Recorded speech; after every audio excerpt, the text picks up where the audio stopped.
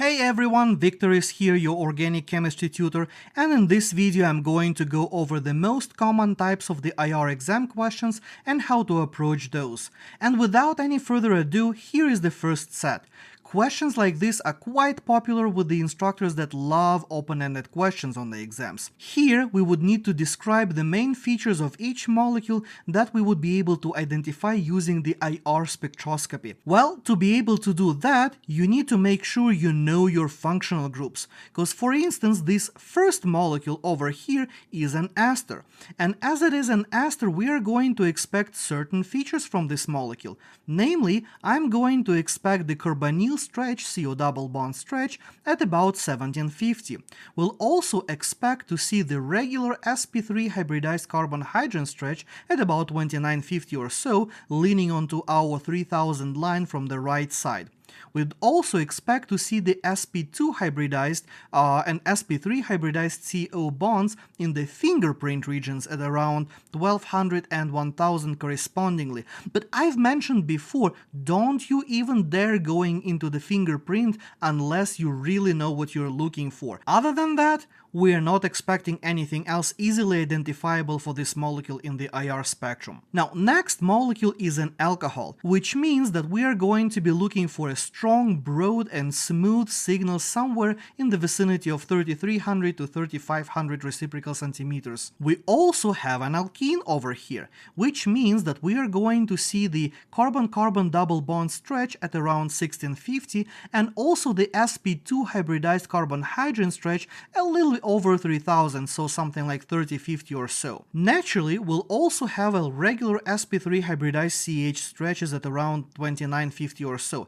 And while this stretch is not unique and we would expect to see those signals for the majority of organic molecules, I'm still going to include it here since, well, it lives in the analytical region of the IR spectrum, and the analytical region is what we are typically focusing on, so just for the completeness sake I'm leaving it here as well. Now, my next molecule is an amide. This functional group gives me a few useful signals. First of all, it is the amide carbonyl. That stretch is typically popping up at a lower wave number than the regular carbonyl, so we would expect to see that at around 1680 or so instead of the regular 1720 or 1750.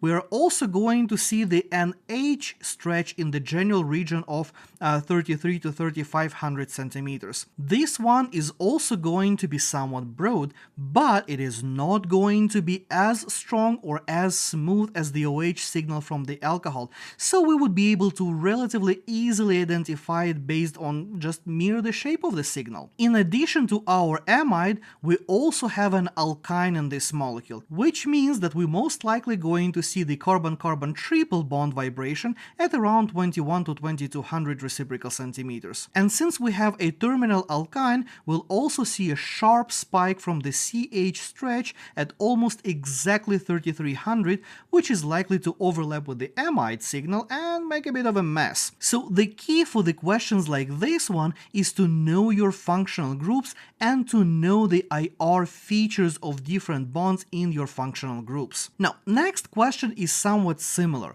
In this case, we have a pair of molecules and we need to find a way to distinguish between those molecules using the IR spectroscopy.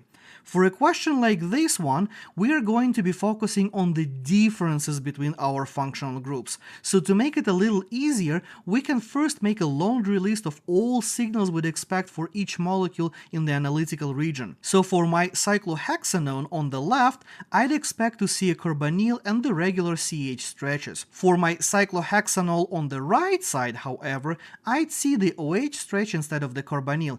And of course, I'm also going to see the CH stretch, which is, hardly surprising. This means that I would describe the difference in the location and the shape of the carbonyl signal versus the OH signal in my IR as the answer for a question like that. So the carbonyl is going to be a spike at roughly 1700 and OH is going to be a broad smooth signal at around 3500 or so. Similarly, in this example, I'll see that one molecule on the left is an ester while the other one on the right is an amide. The ester carbonyl is typically seen at around 1750 or so, while the amide carbonyl is more like 1680. And while it might seem like a small difference, it's actually not. The IR is a rather precise technique, and differences of plus minus 20 centimeters can be easily detectable and significant. And here we have more like 70 centimeter difference, which can be easily identified. On top of that, we also see the amide NH stretch, which is going to be a broad signal between 33 and 3500 reciprocal centimeters. Now, questions like that can have a whole bunch of different forms based essentially on your instructor's creativity. Your instructor may be very straightforward and just ask you to compare those compounds. Or they can give you a story about a student mislabeling reagent bottles or something like that.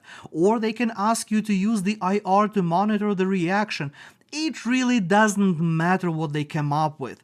All of those questions will always boil down to a simple comparison of the signals that you have for one molecule and signals that you have for the other molecule. That's it. Now, where the real fun begins is when you need to match a compound to a spectrum.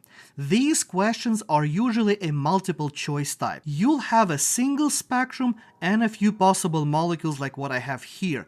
Or you may have one molecule and 3 or 4 spectra. Or you may have a set of molecules and a set of spectra where you will have to match everything to each other. And it doesn't matter how your instructor spins those questions. The approach is still going to be the same. You're going to look at your molecules, determine the functional groups, jot down the signals for the analytical region for those functional groups, and compare those to your spectra. So here I have an alcohol, or technically I should say a phenol for the first molecule. This should give me a broad signal at around 3300 or 3500 reciprocal centimeters.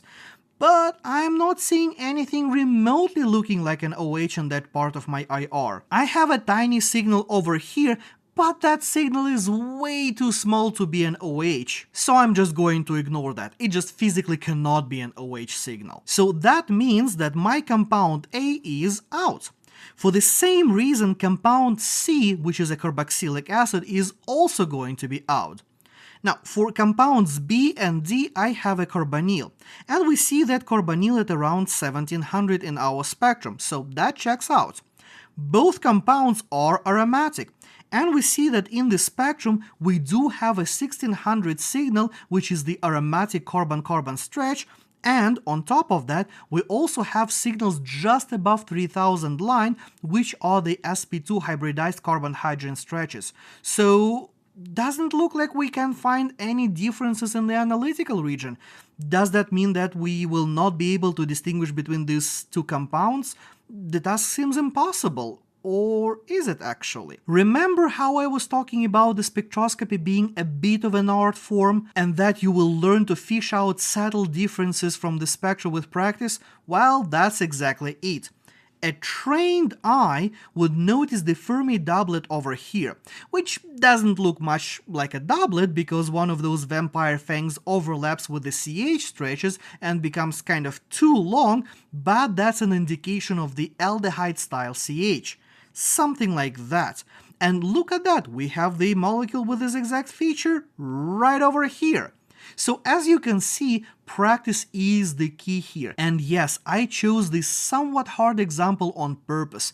I can guarantee that a student who solved a few dozens of these questions would be able to spot the difference without too much troubles, while those who only read the textbook and don't practice will most likely miss that and then complain that the, instructor is a big meanie and gave them an impossible question to solve. I've seen literally thousands of tests from my students and wrote a few hundreds of those myself as an instructor. If you think that this question is hard, then you need to practice more. This is a fair question, and it is just the right difficulty for an average organic chemistry class, so you can use this to gauge your current level of competence in the IR. So if this was your spectroscopy quiz today, would you have passed, or do you think you need a little bit more work to build up your skill? Let me know in the comments below. I love reading your comments. Also, if you found this video useful and learned something new, please give it a like, and of course subscribe to the channel for daily organic chemistry updates if you haven't done so yet. Watch this video next, and I'll see you tomorrow.